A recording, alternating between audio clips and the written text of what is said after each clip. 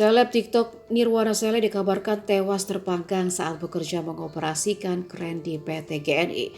Kabar tewasnya Nirwana ini pun ramai diperbincangkan warganet. Banyak yang merasa sedih setelah mengetahui kepergian Nirwana Sele. Lantas siapa Nirwana Sele sebenarnya? Nirwana Sele adalah seleb TikTok yang rajin mengunggah konten saat dirinya bekerja.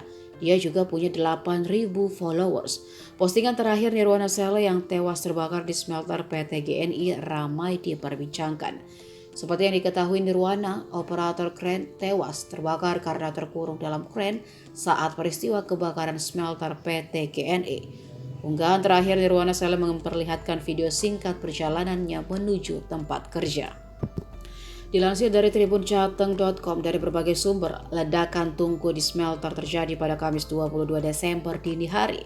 Nirwana yang sedang berada di dalam kren terjebak karena tak menemukan jalan keluar.